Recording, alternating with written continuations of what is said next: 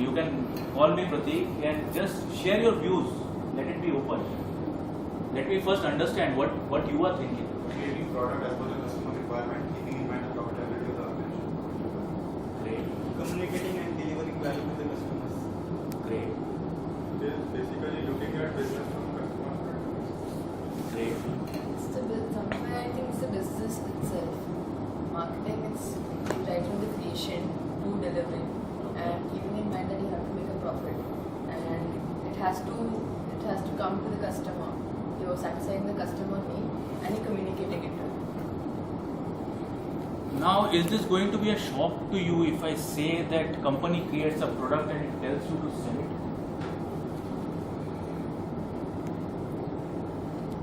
You need to tell the customer that, boss, you have a need. For that I have created a product. But ideally what has happened is the product is already there. Maybe the product has been brought from an international market and it has been relaunched in India. And the company is telling you, boss, you have to now tell the customer, find out the need. I don't know, I have a product. I have invested $1 billion over that product. I need to earn money, boss. So will be it a shock to you or it is okay? See, what I am trying to tell you is there is a theory. Theory is neat and clean. Bhagavad Gita, Ramayana, Mahabharata is a theory, and there is a practical situation. First thing.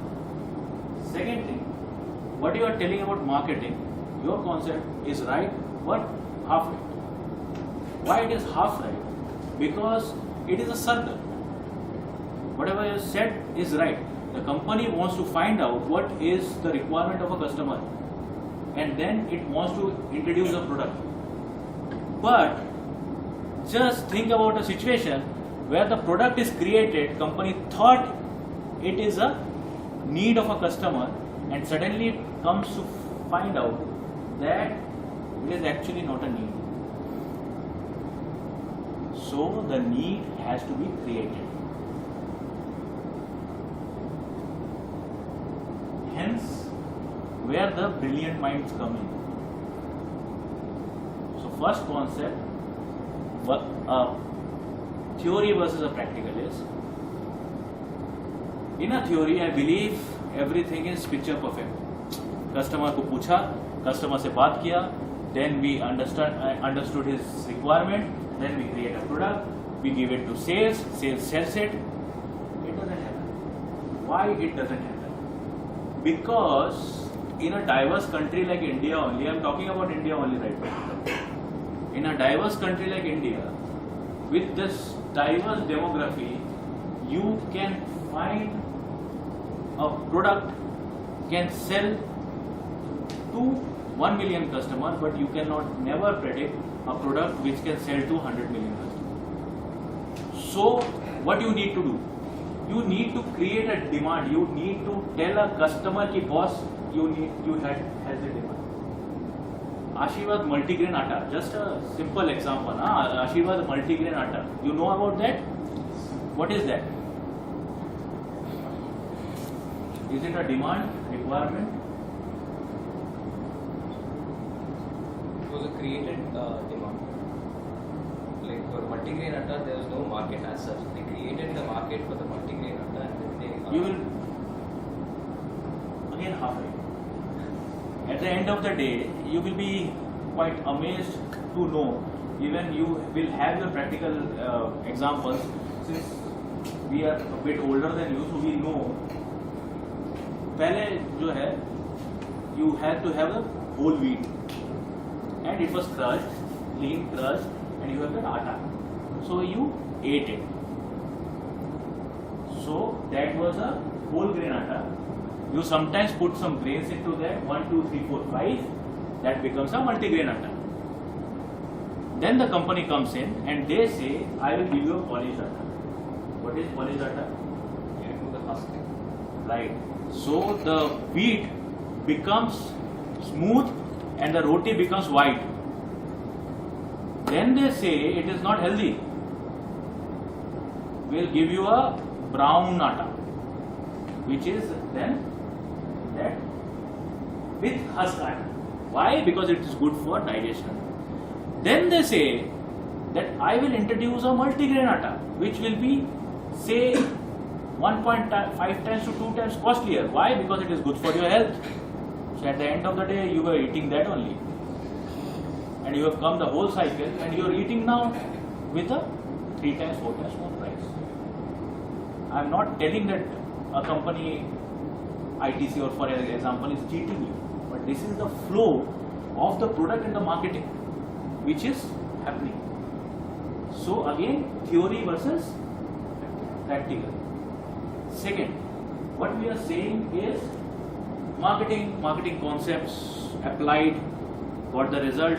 We will do a consumer research. What research we will do? We will hire an agency. They will do a research. They will come back with your data. They will throw crores of data with you. You will churn it. They will churn it, and you will find a solution. This is the requirement of the customer. But from where you will find out whether it is actually working for the customer or not.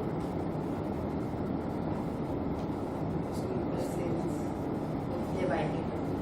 So at the end of the day, what happens is, for any person who is want to become a complete marketing guy, he needs to first get interaction with the customer, as well as what he always forgot is the middle layers, which is a retailer and a distributor.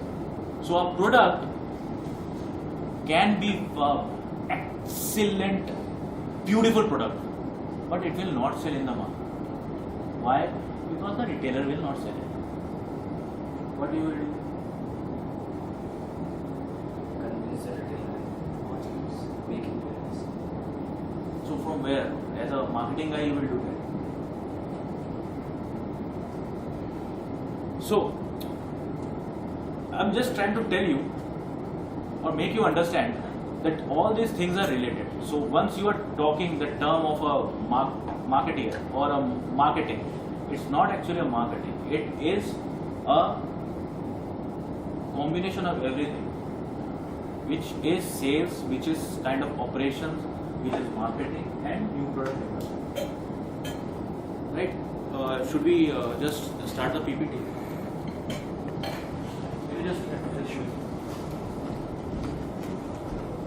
So anything coming on your mind right now?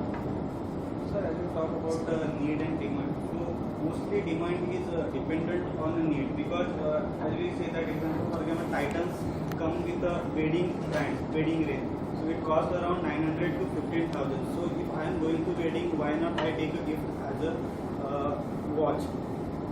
So whether that's why if any one person will need that watch, so after need the demand increases. Yes. But who will tell you need that? That's individual perception. I am not wearing a watch. If you have seen it, I am carrying a mobile phone. Now watch has its beauty, mobile has its beauty. It depends on me whether I am convinced whether I need or whether it is my demand or not. Right? So a product cannot be created for all categories. So what you can say, segmentation, categorization, etc., etc. At the end of the day, what I am again and again trying to tell you is a very simple thing. Any product which is developed, our main function is to see how it can be sold, how it can be sold better, and how it can be sold with better revenues to the company. So, coming to the main practical situation which you will be facing in few months. Once you are talking to an interviewer or you are talking to a company person, he knows you have done some kind of a background check, because you know what is homework, what homework is. You always get a homework every day. So if a company is coming, you will know his turnover, you will know who is leading him, who is leading that company, you will know the products, you will be using it, some of them brilliant products, and etc. etc. So that is normal with all of you. And those guys who are sitting in the hostel preparing for the exam, what is different in you. The only thing which will differentiate is your individuality. How he is thinking, how you are thinking, and how you are thinking about the same problem. So in normal process, it has been 7-8 years since I passed out. So I don't know whether the process has changed or there are some things which have happened. There is a GD, and then there is an interview. So shortlisting happens, and then the interview happens. This is what happens now also. So in a GD, what happens? They give you a case, or they give you a phrase or anything, and they try to understand what you know about that. They test two things. What is your creativity? How in a different direction you can think, and second is how logical you are to the problem. So when I am saying logical, that means how you are thinking out of the book. What they say is out of the box. Right? So there the jargons will not help you. There what will help you is if somebody asks you, see for example I have this phone, this is at 35,000 rupees. A Chinese phone is coming in with 15,000 rupees or 12,000 rupees or 13,000 rupees. How you are going to sell this phone? Everything is same. 2 gigahertz, screen size same, resolution same, memory same. So how you just sit now, you don't stand. So you're putting the premium price because of your brand image. If you don't have a brand image, you cannot put 35,000 in against to 15,000. So you have a market edge over that Chinese phone for certain amount of time. It's up to you to now actually utilize that premium on your phone by your brand image in a better way. So probably you can advertise. How that brand image is created? Brand image is created over the years. It's not a one-day process or a two-day process. So if you invest in your brand image and you don't invest in your product as such and you copy your product, still you can be successful in the market. But if you just produce your put your money in R&D and not on brand image or anything like in Chinese phones, so there's no point because there will be a limited amount of market who appreciate the technology and not the phone. Phones nowadays are more of a status symbol than of a utility. So it's everything. You have Facebook app, then you have Twitter, everything. I mean, a phone, once you buy a phone, you post it on your social networking sites that I got this phone, I got this phone, I have this feature and you don't have this feature. So it's basically a whole package. You don't have to see from one single point of view. So a great answer. Really a great answer. I didn't thought that somebody will come up with this kind of an answer. But tell me one thing. Just what is the name? Mridul. Just tell me one thing. How many marketing jargons you have used in this whole? this is just my knowledge. What I use. That is what. I am standing in front of you with 8 years of knowledge. That's it. And some experiences on basis of which I thought Himanshu told me you can just tell the kids that okay, what is important is how you perceive and see the things and how you differentiate the things and how you present. It's not what you remember from the book. So obviously they will ask you, they will also check now whether you are studied or you are playing around with the ground and checking Facebook. They will ask, and not say that you tell him I don't know any marketing jargons, I have a lot of them. I'm not talking about that. But for example, what Mridul has said right now is basically some things which match. So I can, at present I can say something to counter you. I can say you are okay, alright. But at the end of the day, what base you have said is somehow what say a Samsung guy will say at that point of time. The language which is used by you is mainly a sales language. So the kind of language which I am right now using will be much different than a guy or somebody who is visiting from a FMCG background marketing. Because as Himanshu has also said, I started my career with FMCG, but then on I was a bit interested in technology, and I thought it is interesting to handle the fast moving products, and at that time handset was the fastest moving product, so you can say.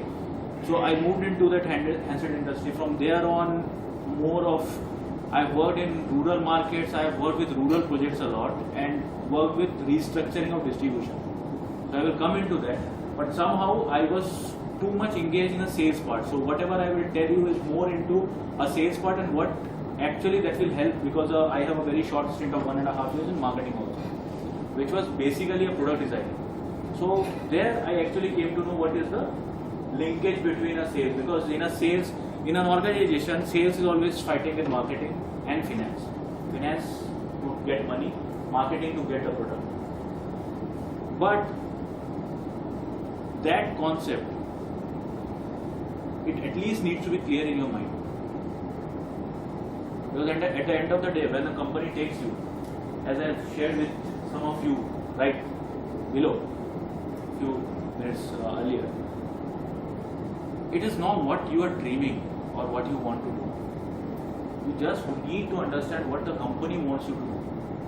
Because once you understand what the company wants you to do and you deliver, then nobody can stop you.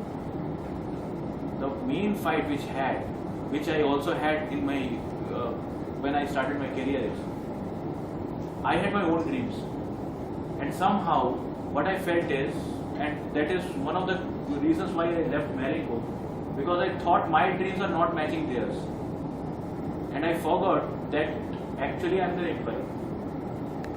So the first thing which I need to do is to work for them who are paying me, and understand what they are trying to do.